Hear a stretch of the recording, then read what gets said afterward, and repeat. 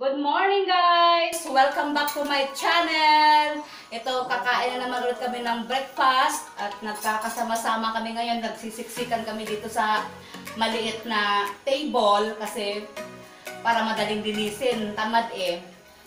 Uy, ano? Bakit ka nang bubad, oy? Ayan. Tapos, ito yung anak ko, yung kambal, tapos yung girlfriend niya, ang aking alaga, tapos ang aking isang nag-evacuate noong bagyo. Hindi pa siya nakauwi kasi hindi pa napagawa yung bahay niya, nawasak nung bagyo. Tapos yung isa, yun, tawa ng tawa, yun ang aking kapalit kapag ako'y tinatamad. Yung gawain ko, siyang gumagawa para sa akin kasi tamad ako eh. Yan. So, yan, isda ulit ang aming ulam. Tilapia, tapos dahil kunti lang ang kanin, magtitipid sa kanin, daanan natin sa pandesal. Ang pangdagdag busog. Tapos meron kaming leftover na langka from yesterday. And meron kaming pritong saging, pang mayamang saging. Prito, ulam, dagdag ulam. O, diba, nakakabusog din.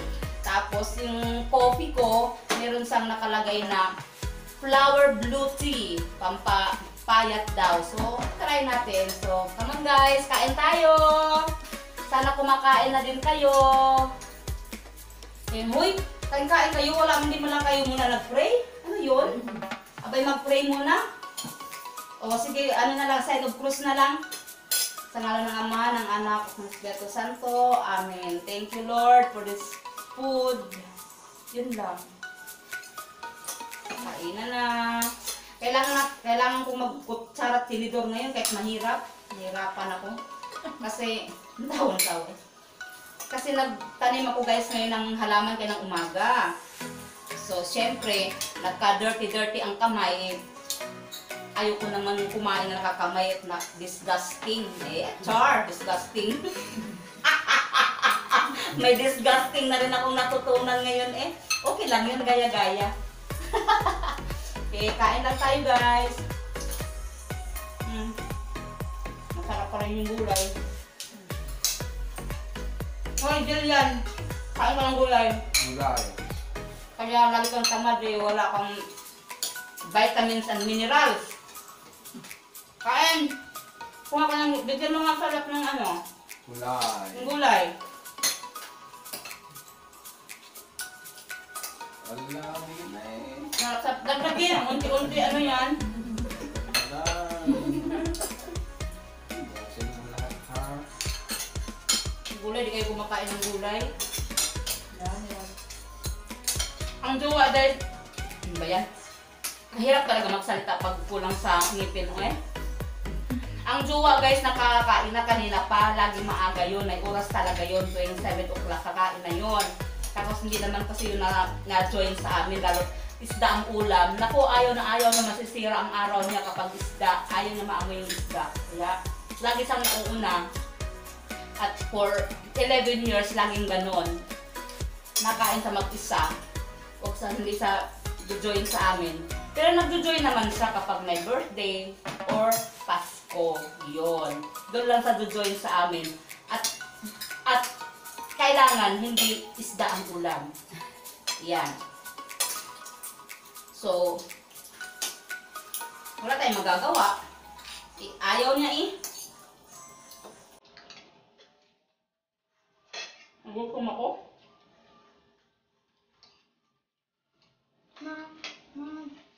Kahit anong mangyari kahit magdadagdagan kami. Basta dito lang talaga kami kakain. Tinasanayan na namin kumain dito sa maliit na lamesa.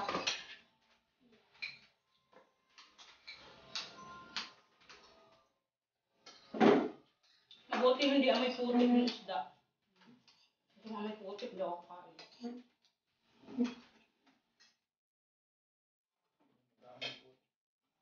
Meron, di ba din? Mga amoy putik.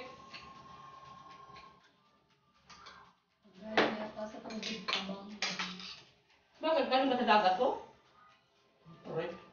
Ano? Hindi, pag tilapia ate, tabang sa dyan. Tabang yan, hindi yung dagat, yung tilapia, kung bihira kayo. Hindi alam. Tsaka bango. Yung taas-taas ng pinag-aralan yun. Tilapia lang eh. Hindi nyo alam kung saan galing. Hindi ka naman niya ito pag-ano. Oo galing saan yan?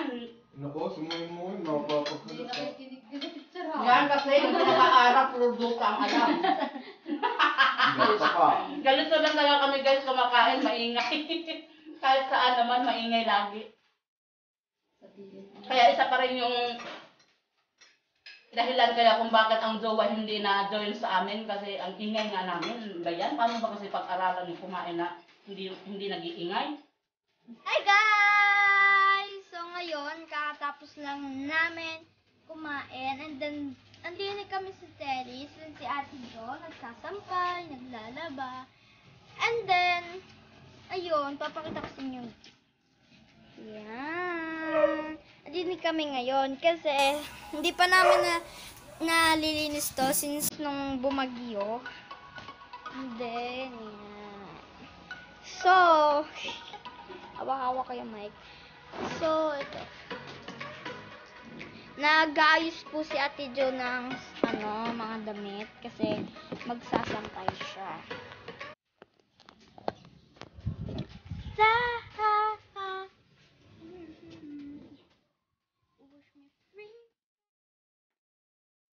Laba-laba lang muna tayo guys kasi magandang panahon ngayon para mabango yung ating sinampay. Yan. Kailangan lagyan natin ng microphone kasi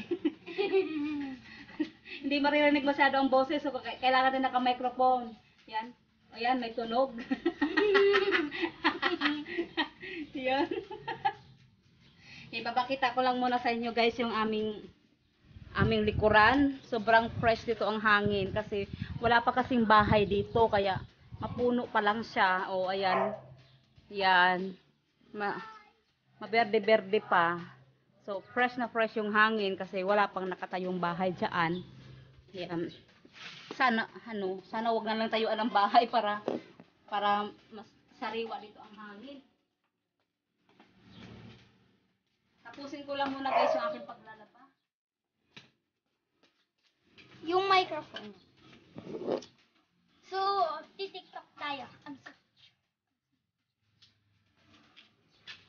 Malayuan tayo. Kailangan kasi malayuan. So, papakita ko lang po sa inyo si Mayor, si aking tito. Let's go!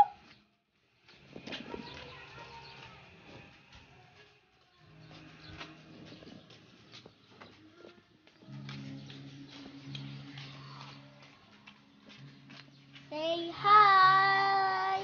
Hello. So, naggagawa siya ng saksakan dito.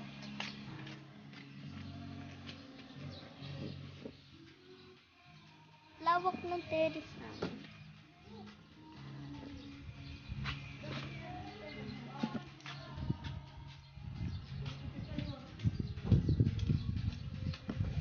Ayan. Then, freskong-fresko dito. Guys, tapos na kami maglaba. Tapos ngayon kasi tinatamad kami mag-exercise, kaya ito na lang yung gagawin namin habang kami ay nagmamap ng floor. Kami ay magsasayaw para may nakapaglinis ng bahay, at the same time nakapag-exercise na din. O, di ba? Kakaiba to. Kaya sari-sari na lang naiisip Okay. Ito yung aming pasayaw effect.